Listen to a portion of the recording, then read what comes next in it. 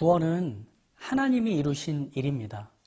지난 시간에 저희가 이렇게 얘기했죠. 구원은 하나님이 전적으로 이루신 당신의 주권으로 성취하신 사건이라고 했습니다. 빌라도 총독의 손을 빌려서 또 로마 제국의 권력을 빌어서 예수님을 죽인 이 유대인들의 죄가 하나님이 성취하신 구원보다는 크지 않았습니다.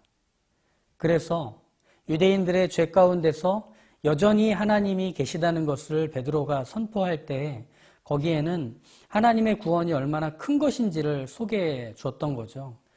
하나님의 구원이 크다는 사실은 우리에게 자칫 하나님의 구원에 대해서 막연한 생각들을 갖게 합니다.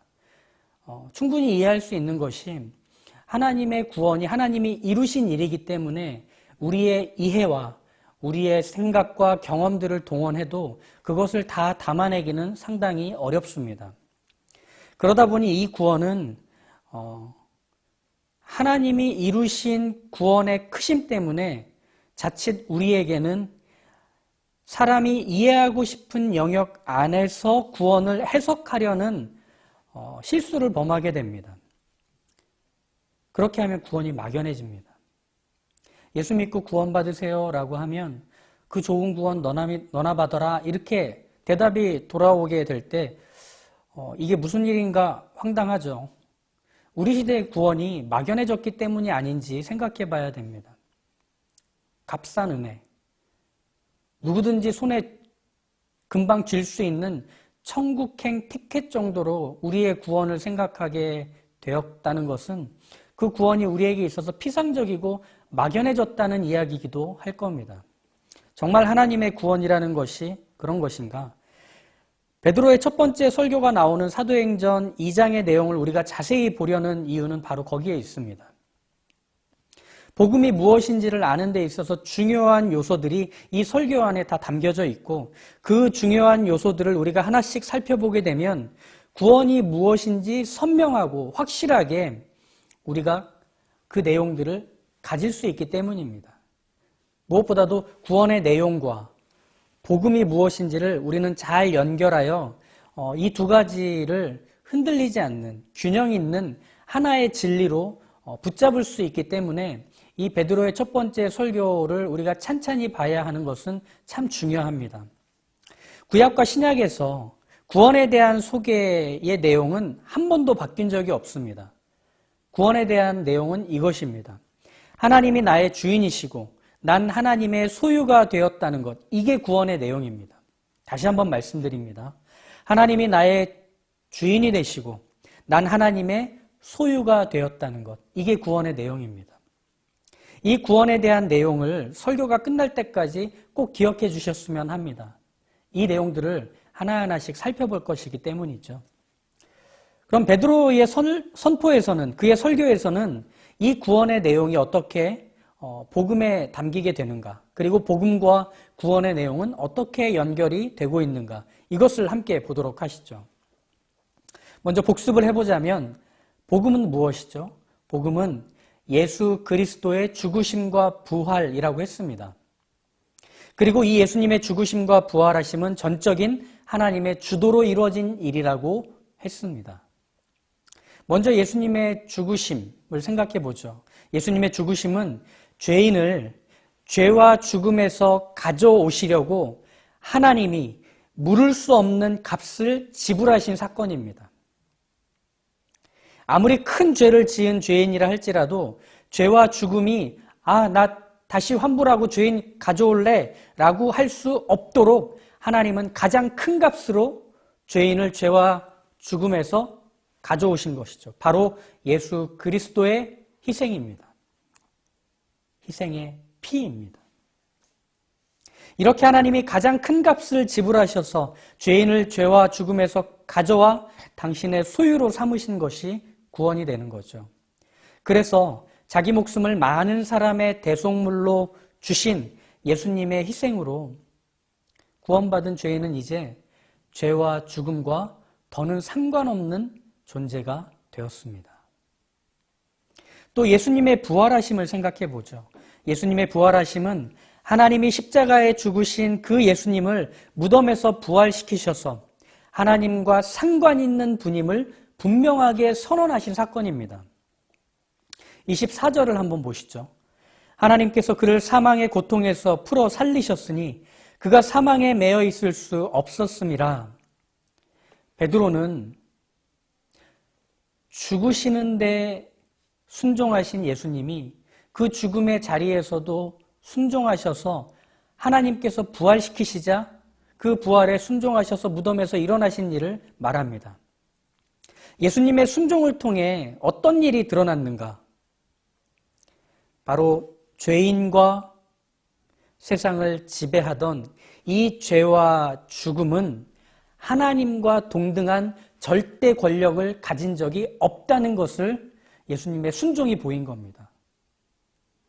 하나님께서 무덤에 누우신 예수님을 향해 부활을 선언하시자 예수님은 하나님의 말씀에 순종하여 무덤에서 일어나셨기 때문이죠.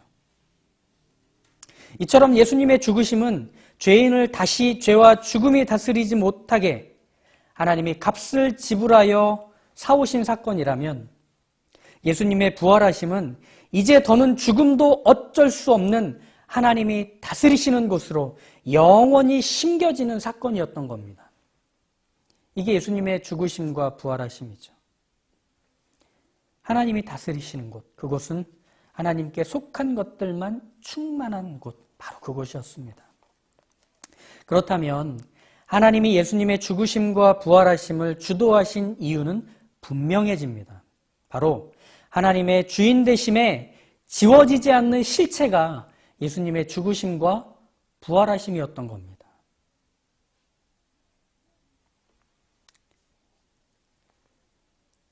하나님은 당신의 주인 되심을 이 예수님을 통해 영원히 새겨놓은 겁니다. 베드로는 유대인들이 가장 사랑하고 존경하는 다윗이 쓴 시편 16편을 통해서 하나님의 주인 되심에 지워지지 않는 실체가 무엇이었는지를 소개합니다. 25절과 28절을 보시죠. 다윗이 그를 가리켜 이르되 내가 항상 내 앞에 계신 주를 배웠으며 나로 요동하지 않게 하기 위하여 그가 내 우편에 계시도다. 그러므로 내 마음이 기뻐하였고 내 혀도 즐거워하였으며 육체도 희망에 거하리니 이는 내 영혼을 음부에 버리지 아니하시며 주의 거룩한 자로 썩음을 당하지 않게 하실 것이미로다. 주께서 생명의 길을 내게 보이셨으니 주 앞에서 내게 기쁨이 충만하게 하시리로다. 아멘. 다윗이 항상 봤다고 했던 내 앞에 계신 주인은 하나님을 말합니다. 이스라엘 왕인 다윗이 주인으로 여길 존재라면 하나님밖에 없죠. 그런데 이 주인께서는 당신의 주인 되심을 음부, 곧 죽음에 내버리시지도 썩게 하지도 않는 것으로 주인 되심을 나타낸다고 다윗은 말합니다. 그런데 다윗은 어떻게 되죠? 다윗은 죽습니다. 다윗의 무덤은 유대인들 곁에 있습니다. 그렇다면 하나님의 주인 되심은 어떻게 성취가 된 것이란 말일까? 바로 다윗의 후손 예수님의 죽으심과 부활을 통해 하나님의 주인 되심이 성취된 겁니다. 29절과 32절을 더 이어서 보시죠. 형제들아, 내가 조상 다윗에 대하여 담대히 말할 수 있노니 다윗이 죽어 장사되어 그 묘가 오늘까지 우리 중에 있도다. 그는 선지자라. 하나님이 이미 맹세하사 그 자손 중에서 한 사람을 그 위에 앉게 하리라 하심을 알고 미리 본고로 그리스도의 부활을 말하되 그가 음부에 버림이 되지 않고 그의 육신이 썩음을 당하지 아니하리라 하더니 이 예수를 하나님이 살리신지라. 우리가 다 이 일의 증인이로다. 베드로의 선포가 복음인 이유는 무엇이냐면 하나님께서 예수님을 죽게 하시고 다시 살리신 건 하나님만이 유일하고 참되신 주인이신 걸 영원히 예수님을 통해 새기시려는 것이었습니다. 이게 복음이 되는 겁니다. 예수님의 죽으심과 부활하심은 하나님이 내 주인이 되시겠다는 선언이 되는 겁니다. 그리고 나의 주인 되심을 절대로 포기하거나 잊지 않으시기 위해 하나님은 사랑하는 독생자를 십자가에 죽게 하시고 무덤에서 부활시켜 살리신 것이죠. 절대로 죄와 죽음에 되팔지 않는 하나님, 변화받은 신분과 지위를 잃게 하지 않으시는 하나님의 하나님 되심, 당신의 주인 되심을 예수님을 통해 보이신 겁니다. 실체가 되게 하신 겁니다. 이처럼 구원은 하나님이 이루신 전적인 하나님의 주권 안에서 성취된 사건이라고 우리가 처음에 말을 나누었죠. 그럼 왜 하나님은 이런 방식의 구원, 당신이 스스로 하시는 구원을 이루셔야 했는가? 그건 바로 죄인을 죄와 죽음의 지배에서 하나님의 소유와 다스림으로 옮기셔야 했기 때문입니다. 그리고 하나님의 소유와 다스림에서 다시 죄와 죽음의 지배로 넘길 수 없도록 하기 위해서였습니다. 하나님께서 하나님의 전적인 주권 안에서 구원을 성취하신 이유가 바로 여기에 있는 거죠. 하나님이 우리의 주인이 되시고 우리가 하나님의 소유가 되는 것만이 참된 구원의 내용이기 때문입니다. 그러니 구원은 전적으로 하나님께 속한 겁니다.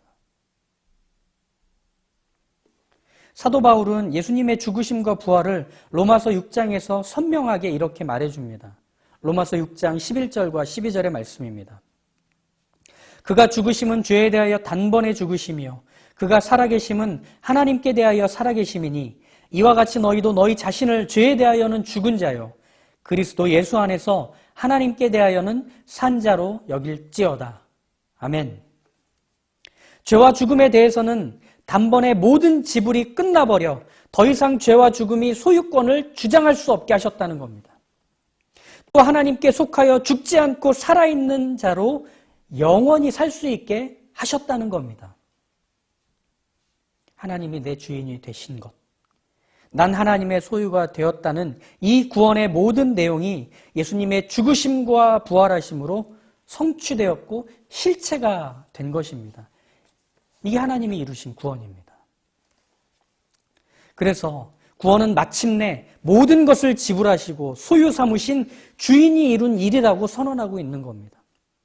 구원이 하나님이 이루신 주인 되심의 성취라고 말하고 있는 겁니다.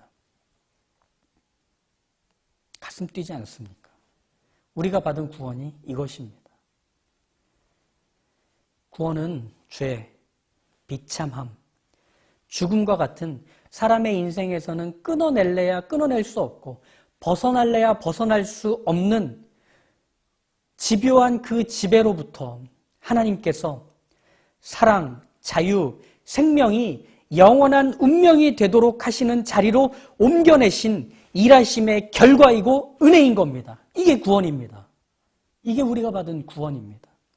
그래서 구원을 받았다는 신약 성경의 표현은 하나님이 용서하셨다는 그런 표현이 아니라 하나님의 자녀가 되었다. 이렇게 말하는 겁니다. 이렇게 구원이란 하나님께서 죄와 비참함과 죽음의 복판으로 뚜벅뚜벅 걸어 들어가셔서 데리고 나오신 일입니다. 그리고 데리고 나온 우리를 집으로 데려가셔서 깨끗하게 씻기시고 새 옷을 입히시고 식탁에 앉혀 먹고 마시며 함께 동거하게 하신 일이 구원인 겁니다. 이렇게 우리가 받은 구원이 놀랍고 바뀌지 않는 것이죠. 그러니 우리의 변화된 신분, 우리가 구원으로 얻은 이 놀라운 지위라는 것은 하나님의 주인 되심 안에서 결코 바뀌거나 되돌려지지 않습니다. 그리고 그 분명한 근거는 예수님의 죽으심과 부활이 이미 이루어졌기 때문에 우리에게 분명한 것이 됩니다.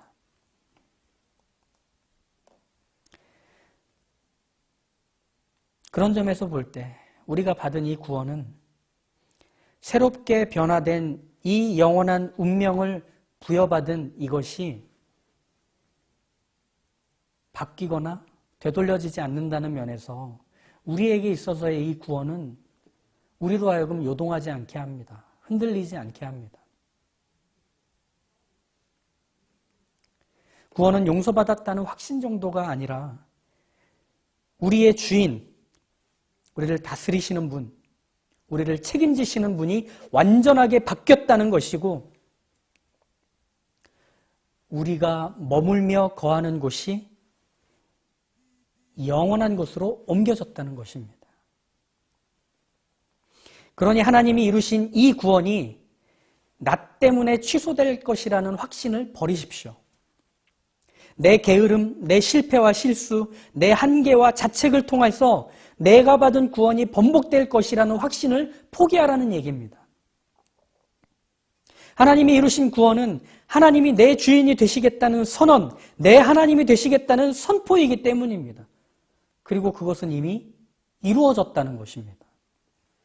그런 점에서 구원받은 이후의 우리의 삶이라는 것은 하나님이 주인 되신 일을 절대로 포기하지 않으시는 삶입니다.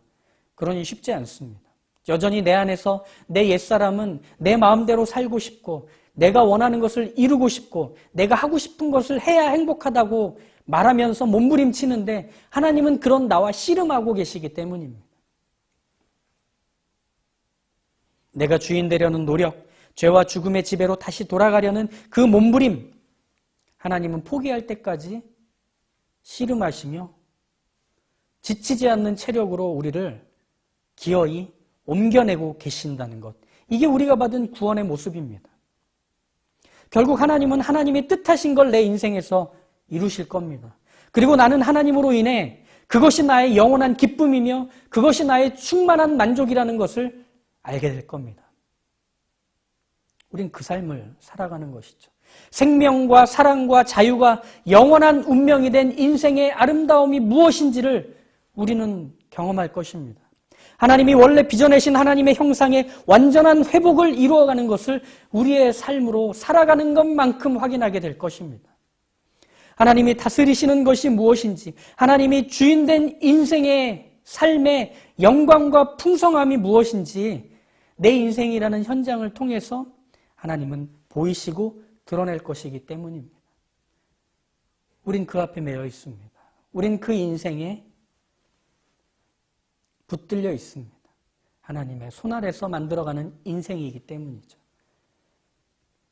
이 부요하고 영광스러우며 이 완전하고 이 안전한 하나님의 주인 되신 구원의 감격과 기쁨을 다른 무엇에 뺏기지 않으시고 그 구원을 온전히 이루어가는 자리에 우리가 있고 내가 있고 그걸 함께 하고 있음을 기억하시길 주 예수 그리스도의 이름으로 간절히 축복하고 축복합니다.